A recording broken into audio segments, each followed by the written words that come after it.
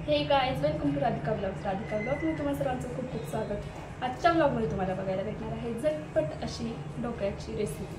हा व्हिडिओ शेवटपर्यंत नक्की बघा आणि तुम्ही पण ही रेसिपी ट्राय करा. मला तुमच्यासोबत ही रेसिपी शेअर करायची आहे, त्यामुळे व्हिडिओ शेवटपर्यंत नक्की बघा. चला आपण रेसिपीला सुरुवात करूया. मी इथे 1 वाटी बेसन घेतले आणि रंग येण्यासाठी ते चिमूटभर हळद घालायची, जास्त नाही. मीठ चवीनुसार. हे मिक्स करून घेऊया. आता याच्यात पाणी ऍड करायचं, जसं आपण केकचं बेटर तयार करतो तसंच. जास्त पातळ नाही आणि जास्त घट्ट पण नाही. थोडं थोडं पाणी मिक्स करायचं. छान व्यवस्थित असं गाठी नाही राहिलं पाहिजे पिठामध्ये.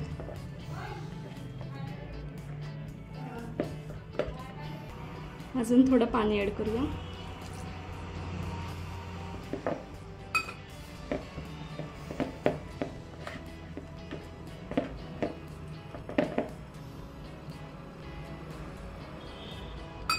केकच्या बॅटर प्रमाणेच हे तयार करायचे. छान अशा प्रकारे छान मिक्स करून घ्यायचं. हे एक साईडला कढई ठेवली आहे, पाणी टाकले त्याच्यामध्ये गरम होण्यासाठी. पाण्याला उकळी आली की त्याच्यामध्ये आपल्याला बेटर ठेवायचं आहे. मस्त बेटर तयार झाले, बघू शकता तुम्ही. याच्यामध्ये 1 इनोचं पाकिट आपण यात ऍड करणार आहे.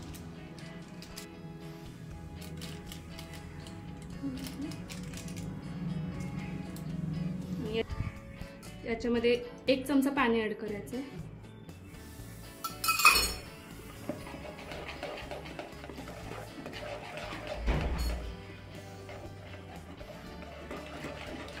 छान व्यवस्थित मिक्स करून घ्यायचं इनो.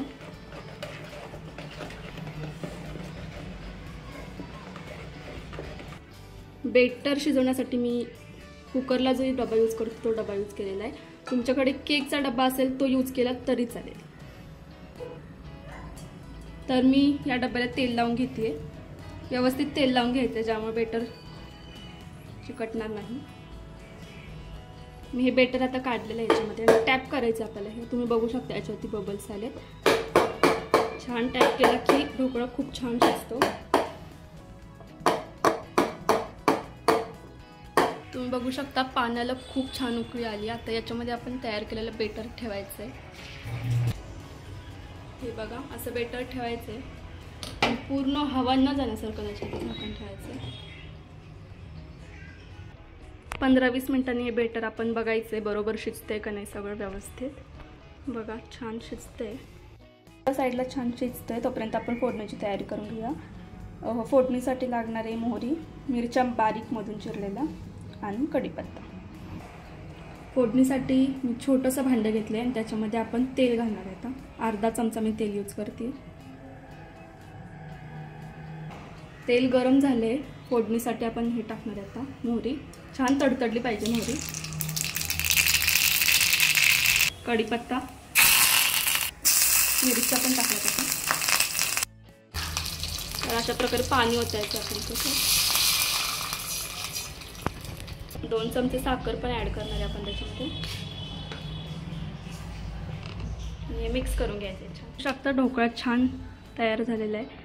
आता याला बेस करून घेऊया आपण कट करून.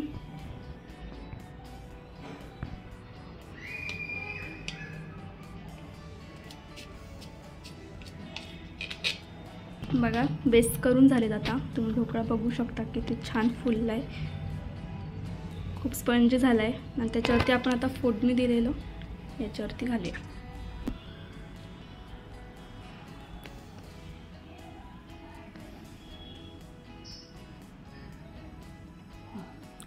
वाव, किती मस्त झालं. तुम्ही बघू शकता ढोकळा मस्तच.